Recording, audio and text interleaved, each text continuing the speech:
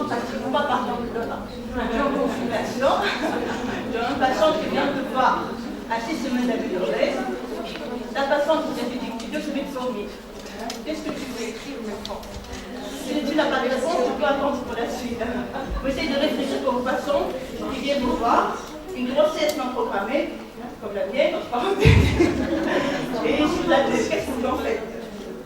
Donc voici la suite de ma présentation. Je vais essayer de commencer à définir le diabète chez les femmes enceintes. Je vais insister sur le diabète gestationnel, son traitement avant de conclure.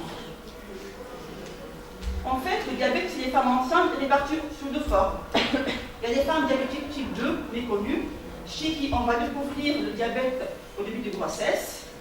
Et ça, le diabète va rester juste après le postpartum. La deuxième forme, le diabète gestationnel. En fait, qui est l'une des complications les plus courantes de la grossesse. Et si certaines controverses et incertitudes sur le dépistage diagnostic restent posées, au jour d'aujourd'hui, l'OMS et l'ADA se sont mis d'accord sur la définition. C'est une intolérance au glucose, découverte pour la première fois au cours d'une grossesse, et l'ADA insiste sur la date. C'est 2e ou 3e trimestre. Contrairement à la première situation. Donc, quelle serait la prévalence du diabète gestationnel? D'après vous, est-ce que c'est fréquent? C'est très fréquent. La prévalence peut aller jusqu'à 100% dans certains pays, où il y a vraiment une hygiène de vie qui n'est pas suivie, et une sédentarité et une mauvaise habitude alimentaire. Cette prévalence, en fait, elle dépend des critères diagnostiques, qui est très variable, mais elle dépend aussi de l'ethnie. En France, par exemple, le diabète gestationnel concerne 7% des femmes. En Tunisie, pas d'interrogation. Je n'ai pas trouvé d'études. Quels seraient les mécanismes physiopathologiques? On va commencer pour une grossesse normale. Sur le plan physiopathologique, la grossesse se présente en fait comme une situation d'accélération métabolique dont la finalité est d'assurer le flux énergétique nécessaire à la croissance. Comme vous voyez au cours de la grossesse, il y a en fait une insuffisance physiologique progressive, il y a aussi une hyperinsulinisme. Ces 2 phénomènes en fait, et sur l'insulinisme, sont dus en partie à l'augmentation non seulement des hormones placentaires, mais aussi à une libération des cytokines. Mais ça c'est transitoire. Tout disparaît en postpartum. Ce qui se passe au cours du diabète gestationnel, une aggravation de cette insulinorésistance, mais surtout une baisse de sécrétion d'insuline pendant le 2e, 3e trimestre pour nourrir le fœtus. Comment faire le diagnostic? Les chiffres sont assez stricts par rapport aux définitions classiques d'un diabète type 2.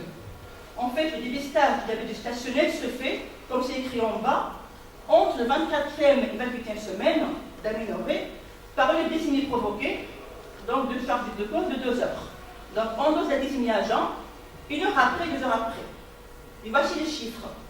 Donc un DG est défini par une glycémie veineuse à jeun supérieure à 5,1 mmol par litre, une glycémie H1 supérieure à 10 et H2 supérieure à 0,5. Donc il faut savoir que le diabète gestationnel est associé à des risques accrus de pathologies hypertensives gravidiques telles qu'à gauche l'hypertension artérielle gravidique, les prééclampsies, mais aussi des pathologies obstétricales. Qu'en est-il chez l'enfant? Les 2 complications majeures sont la macrosomie et le mort fœtal en utérus. En ce qui concerne maintenant les complications à long terme, elles sont nombreuses. Donc le diabète gestationnel expose un risque accru du diabète type 2. Le risque, vous voyez, est multiplié par 7. Donc il y a aussi un syndrome métabolique et des complications cardiovasculaires par la suite. Qu'en est-il chez l'enfant? Le chiffre est toujours alarmant. Donc 45% des enfants nés de mère diabétique au cours de la grossesse étaient diabétiques à 20 ans, avec bien sûr des complications cardiaques derrière. On va passer à la partie la plus importante, d'exposer le traitement du diabète gestationnel. D'après vous, on commence par quoi? Ça met une femme enceinte qui a un DG, on commence par quoi? La première chose, l'hygiène de vie. C'est la pierre angulaire. Et parfois, le diabète est réversible. Donc, on n'insisterait jamais sur ça. Ce régime, en fait, dépend de l'indice de masse corporelle, avec une limite à 1600 à 1800 kcal pour éviter la cétose. Très néfaste pour le fœtus. Régime plus, bien sûr, activité physique régulière en dehors de complications. 30 minutes de marche 3 à 5 fois par semaine. Le régime peut être dans de nombreux cas suffisant pour traiter le diabète gestationnel. En cas d'échec du régime chez ces patientes, le recours à l'insulinothérapie restait jusqu'à présent le seul moyen pour rétablir une glycémie normale. Donc, les raisons sont multiples, l'efficacité et l'unicité d'insuline, mais aussi il faut une surveillance stricte. En fait, la dose doit être ajustée tous les jours, de façon continue. Vous voyez comme c'est sévère, jusqu'à atteindre en fait les valeurs cibles. Et les valeurs cibles ici sont plus strictes que chez un diabète type 2 en dehors de la grossesse. Voici les valeurs cibles.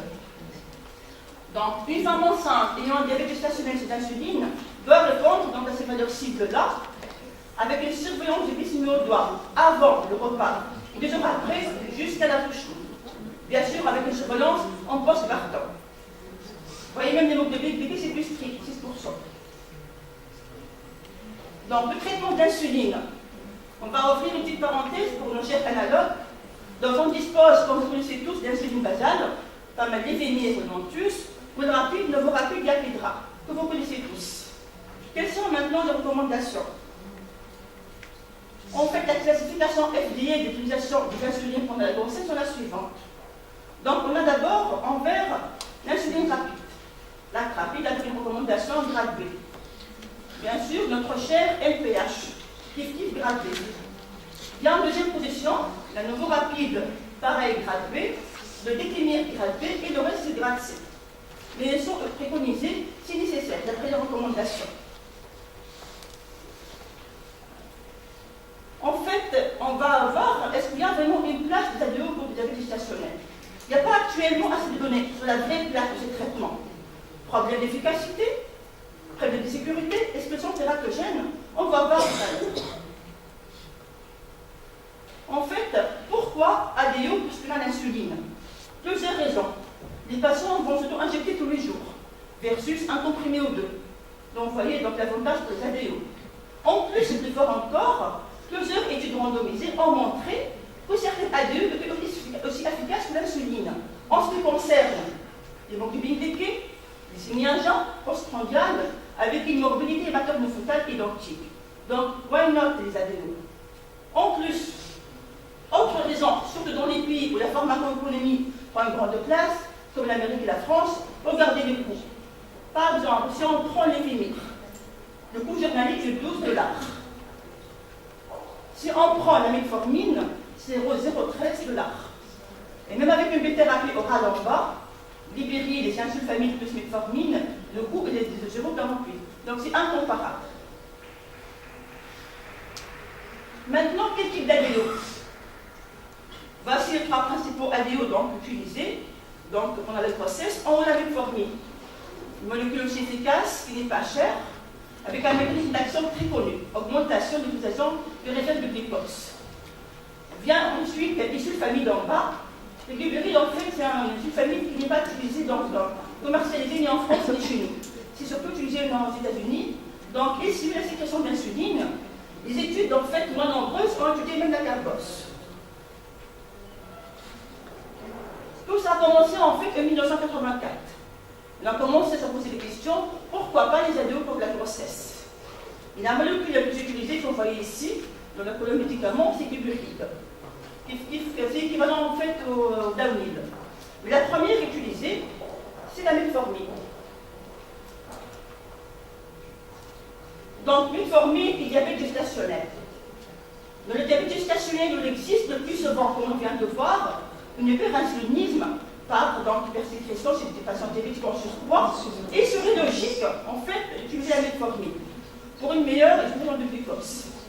Elle est aussi utilisée le syndrome des ovaires polykystiques. Donc pourquoi pas?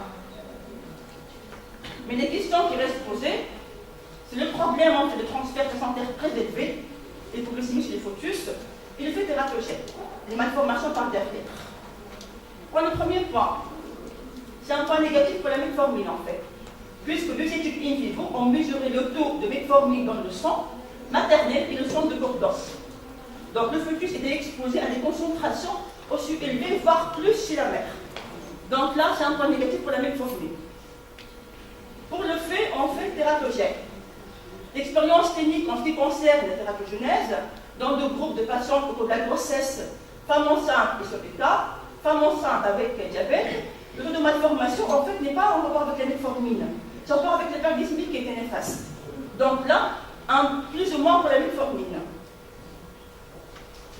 Je vous rapporte cette étude que je juge très intéressante, publiée en 2000 dans New England. Donc metformine versus insuline dans le traitement du diabète gestationnel. C'est une étude en fait très large. Elle a recensé à peu près 733 femmes enceintes. Vous imaginez. Donc l'âge entre 18 et 45 ans.